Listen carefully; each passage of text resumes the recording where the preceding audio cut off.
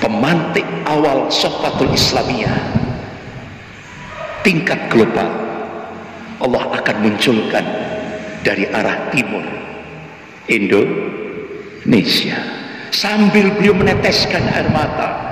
Wahai umat Islam Indonesia, genapi syarat-syaratnya supaya kalian layak dipilih oleh Allah menjadi pemantik awal Sofatul Islamiyah, kebangkitan Islam global.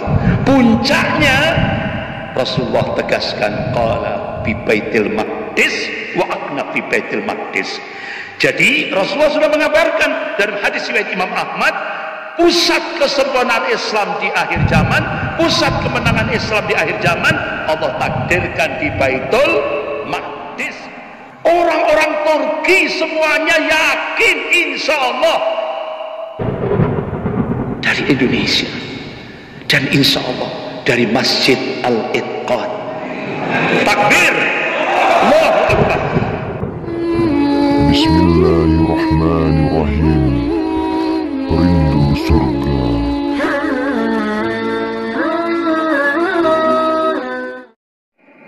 Allah tegaskan, sunnatullahi allati qad khalat min qabl wa lan tajida li sunnahi tabdila. Jadi sunnatullah itu berlaku sejak dulu dan kalian tidak akan pernah melihat perubahan akan sunnatullah itu. Ini sebuah kepastian dari Allah. Pak, ini motivasi, spirit, Pak. Yang namanya orang kafir kalau memerangi umat Islam pasti kalah. Pasti yang dimenangkan sama Allah itu golongan mukmin, tapi di sana ada proses, ya kan? Prosesnya ini, Pak. Justru Allah akan menilai pahalanya itu, ngasih pahala gini pada saat prosesnya ini. Jadi kita perjuangan kita, penderitaan kita, berpayah-payah, tangisan kita, penderitaan kita, itu yang dinilai oleh Allah prosesnya, bukan natijahnya. Nah, Rasulullah sudah memberikan busra, berita gembira. Qala Rasulullah sallallahu alaihi wasallam, innallaha yab'atsu li hadhil ummah ala ra'si kulli mi'atin sanatin may yujaddidu laha dinaha. Rawahu Abu Dawud. Sesungguhnya Allah akan membangkitkan di tengah-tengah umat Rasulullah ini dalam setiap penghujung 100 tahun seorang al-mujaddid, pembaharu di dalam agama ini. Nah, Bapak-bapak, Imam Ahmad bin Hanbal rahimahullah mencoba mencari hadis-hadis yang sahih dengan matan hadis yang sama dalam kutubus sittah tentang al-mujaddid. Masya Allah, beliau temukan, beliau kaji, beliau rinci, beliau teliti, akhirnya beliau memberikan khulasa, kesimpulan. Mujaddid yang pertama Khalifah Umar bin Abdul Aziz rahimahullah, cucunya Umar bin Khattab radhiyallahu anhu. 100 tahun lagi mujaddid yang kedua, gurunya beliau Imam Syafi'i rahimahullah. 100 tahun lagi wallahu a'lam, hanya Allah yang tahu. Nah, Ustadz Bahtiar Nasir dapat bocoran dari hasil penelitian ulama-ulama ahli ilmu.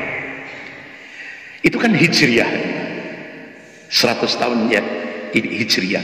Tapi kalau dimasehikan, insya Allah Sofatul Islamiyah itu akan muncul 2024. Berarti kurang 4 tahun.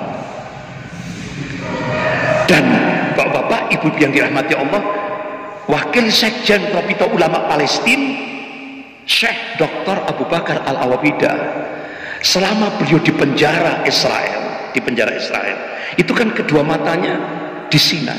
Kenapa Pak? Selama di penjara beliau mengkaji Al-Quran dan hadis, beliau kaji, beliau teliti, akhirnya matanya di Sinai sampai buta, fisiknya disiksa dengan cara-cara biadab. Masya Allah. Qadarullah, masa tahanan selesai, begitu beliau keluar, saya akan menyampaikan apa yang saya teliti di penjara Israel ke Indonesia. Masya Allah Pak, Allah mudahkan perjalanannya dari Palestina ke Indonesia bulan Juli 2015. Siapa yang menerima? Masjid Jogokarian, Yogyakarta. Akhirnya beliau sampaikan, insya Allah berdasarkan nas-nas syar'i, dan ini diprediksi 2024. Pemantik awal Sofatul Islamiyah tingkat global, Allah akan munculkan dari arah timur Indonesia. Sambil beliau meneteskan air mata, wahai umat Islam Indonesia, genapi syarat-syaratnya supaya kalian layak dipilih oleh Allah menjadi pemantik awal Sofatul Islamiyah, kebangkitan Islam global. Puncaknya Rasulullah tegaskan, qala bi Baitil Maqdis wa aqna bi Baitil Maqdis. Jadi Rasulullah sudah mengabarkan dalam hadis riwayat Imam Ahmad, pusat kesempurnaan Islam di akhir zaman, pusat kemenangan Islam di akhir zaman, Allah takdirkan di Baitul Maqdis, bukan di Mekah, bukan di Madinah. Nah, Pak, kenapa di Turki seluruh masyarakat Turki kok punya keyakinan pemantik awal kebangkitan Islam global bukan Turki tapi Indonesia? Makanya kenapa lembaga-lembaga pendidikan di Turki mata pelajaran eskul bahasa Indonesia. Jadi Pak, orang-orang Turki semuanya yakin insya Allah dari Indonesia, dan insya Allah dari Masjid Al-Itqan. Takbir, Allahu Akbar. Bahkan bapak-bapak, ibu-ibu yang dirahmati Allah, akhirnya terjadilah pertemuan tokoh-tokoh ulama sedunia. Salah satu perwakilan tokoh-tokoh ulama sedunia datang ke Jakarta menemui Gubernur Anies Baswedan, menguatkan insya Allah pemantik awal kebangkitan Islam global Allah akan munculkan dari Indonesia, insya Allah. Jadi mudah-mudahan ini, makanya kita genapi syarat-syaratnya. Apa Pak? Saya diskusi sama Ustadz Bahtiar Nasir 5. Dakwah tauhid harus terus kita gerakkan, karena tauhid ini kunci kemenangan. Yang kedua, tarbiyatul Islamiyah. Jadikan pesantren-pesantren kita, lembaga pendidikan Islam kita, madrasah-madrasah kita menjadi sarana strategis untuk membangkitkan kebangkitan Islam. Yang ketiga, as-siyasah as-syar'iyyah. Ayo Pak, jadikan umat Islam ini melek politik, jangan sampai buta politik.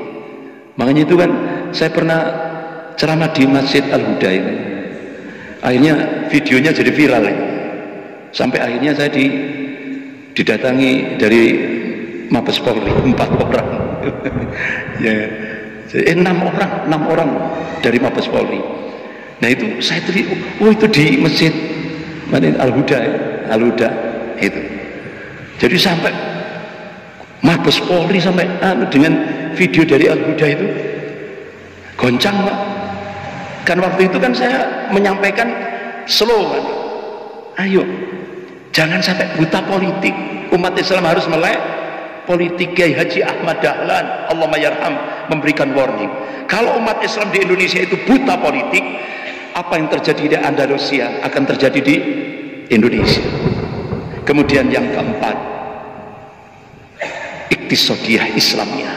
Ayo bangun kekuatan ekonomi umat. Basisnya mana? Masjid. Lewat kekuatannya apa? Jamaah. Ayo. Yang kelima,